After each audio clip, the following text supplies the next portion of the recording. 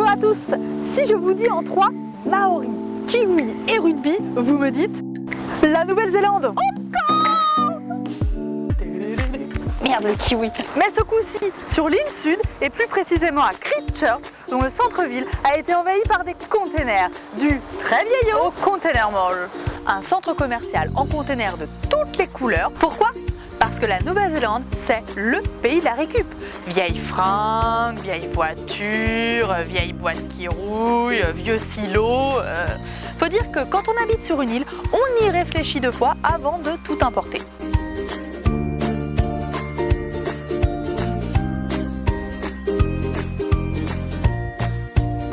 Mais c'est malheureusement aussi le pays des tremblements de terre. À la lisière des plaques pacifiques et australiennes, le sol bouge en permanence ici, et de manière plus ou moins forte. Il est d'ailleurs conseillé d'avoir un kit de survie dans sa maison ou sa voiture. Et ce centre-ville en métal préfabriqué, qui abritait boutiques, banques, postes, était l'une des réponses aux de terribles tremblements de terre qu'a connu la ville en 2010 et 2011. Fragilisé par le premier tremblement, le centre-ville s'effondra comme un véritable château de cartes lors du second, laissant depuis une ville en perpétuelle reconstruction.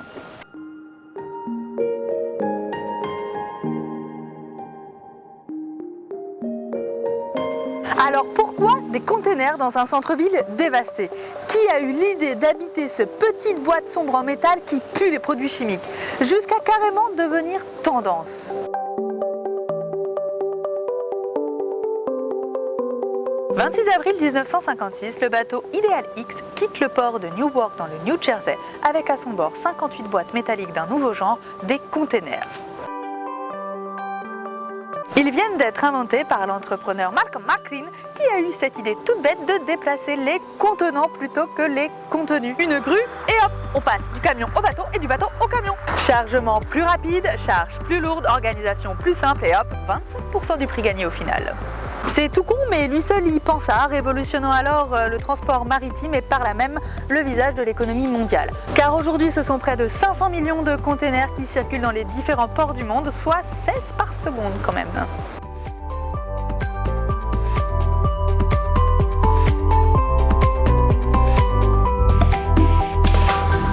Sauf que l'offre et la demande n'est pas identique partout dans le monde.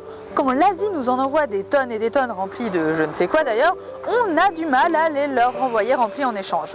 Du coup, aux États-Unis comme en Europe, les ports se retrouvent encombrés de containers vides qui n'arrivent pas à retourner vers leur pays d'origine et qui rouillent.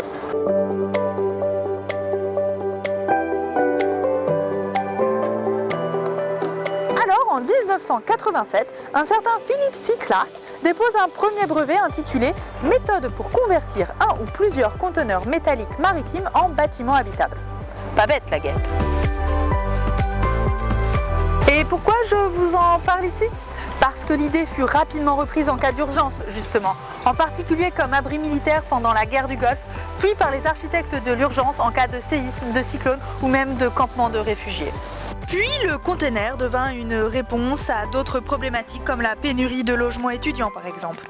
En Europe, le premier chantier emblématique fut à Amsterdam en 2005, des containers de 22 mètres carrés, le tout pour environ 460 € par mois, charges comprises. Et aujourd'hui, le container est devenu une véritable architecture éphémère, bars, toilettes ou autres posés ici et là dans les parcs ou sur les quais.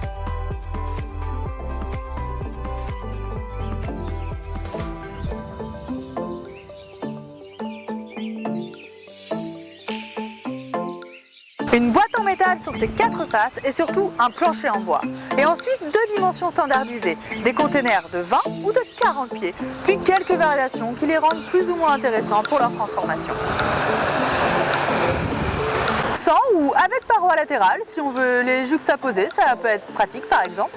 Avec toit ouvrant ou pas, ça dépend de ce que vous voulez faire, un toit vitré pour voir les étoiles, ou un petit toit terrasse pour se dorer la pilule, tranquillou bilou.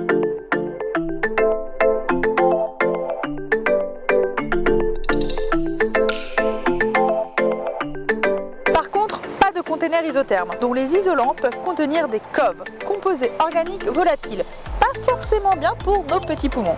Un peu comme le plancher bois qui a pu s'imprégner de différents produits toxiques pendant sa première vie, vaut mieux les virer tout de suite.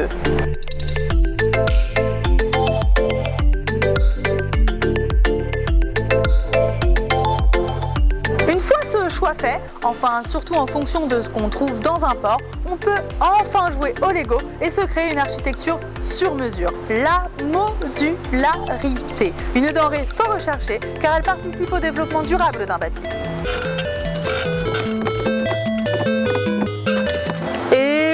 Les containers offrent des perspectives d'évolution intéressantes car on peut en rajouter, en enlever et même les déplacer et ainsi s'adapter quasiment en temps réel aux besoins d'une ville ou d'un quartier.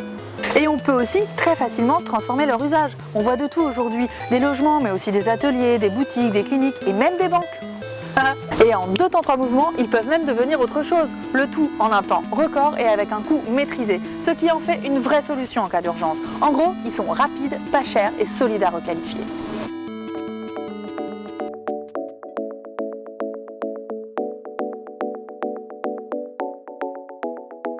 Rapide, bah oui, boîte étanche préexistante, transport facile, montage facile. Ici, ça a été construit en très peu de temps après le tremblement de terre. Et en 2014, le centre commercial a même été déplacé à l'ouest en à peine 10 jours. Et aujourd'hui, il est carrément en cours de démontage pour laisser la place à des bâtiments qui ont enfin trouvé les financements nécessaires et qui vont être construits dans les règles de l'art de l'architecture antisismique. Pas cher, plutôt. Un container se pose à peu près n'importe où sur de simples pilotis en béton. Et puis, il peut être aménagé en atelier, loin des secousses, des bombes ou plus simplement du gel.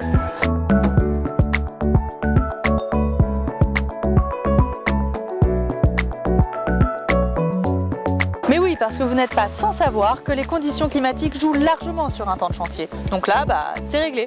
Après, c'est à vous de gérer votre budget. Mais pour information, comptez 400 € du mètre carré, tout compris en autoconstruction. Premier prix, j'entends.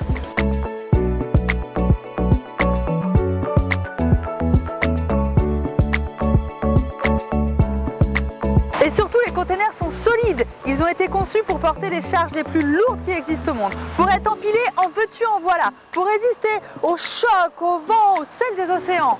Leur ossature pourrait porter jusqu'à 1, 2, 3, 4, 5 fois leur poids. Oui madame, 5 fois leur poids. Voilà. Et non entretenus, on leur donne une espérance de vie de 40 ans. Alors si on fait un peu gaffe.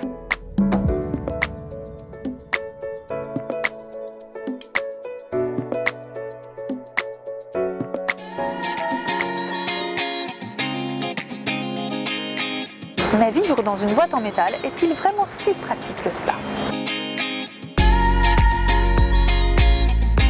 Si on est frileux, ce qui est mon cas, pas vraiment. Le métal est le pire isolant thermique qui soit. En gros, on se les gèle dans notre boîte. Du coup, faut l'isoler et sur toutes ses faces. 10 à 15 cm sur les murs, 20 à 25 au plafond et un petit vide sanitaire histoire d'être confort.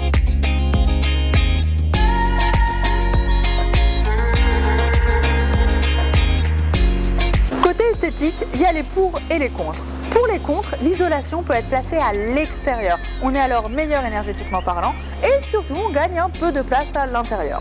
Puis on recouvre le tout de ce qu'on veut, un bardage bois par exemple.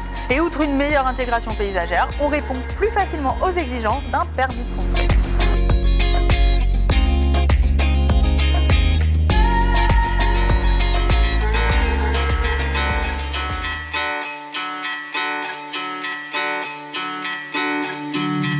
Mais si ce n'est pour répondre à une urgence, vivre dans une boîte en métal est-il si écologique que cela?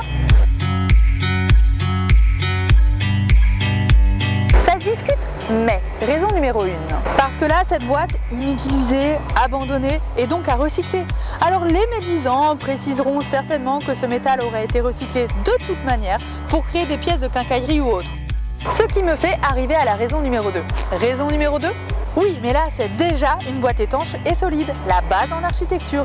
Et surtout, la première étape du recyclage. Un minimum de transformation, non? Alors, autant la prendre en tant que telle et la transformer rapidement à pas cher. Mais à condition, évidemment, de respecter 2 ou 3 clauses.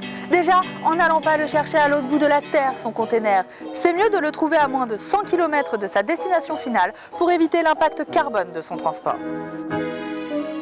Tout comme manger des avocats en Nouvelle-Zélande, c'est mieux que en France par exemple. Oh merde! Le kiwi! Mais surtout en le réhabilitant de manière intelligente de A à Z. Quelques exemples? Isoler par un bardage extérieur, toujours pour éviter les ponts thermiques. Remplacer le plancher existant pollué par un double plancher isolant en intégrant les passages techniques à l'intérieur. Coupler des ouvertures soignées, donc étanches, à un système de renouvellement d'air intérieur pour une bonne ventilation.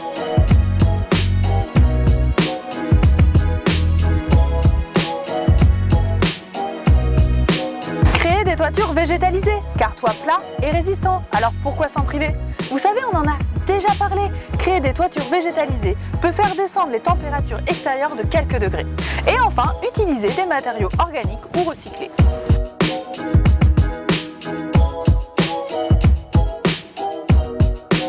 Conclusion? Rapide, économique, solide, modulaire, déplaçable, tendancieusement industriel. C'était sûr que ça ferait un carton.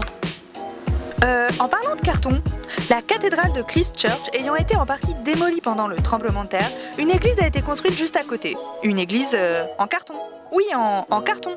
Enfin ça, c'est pas la même aventure, mais tout aussi intéressante pour l'avenir.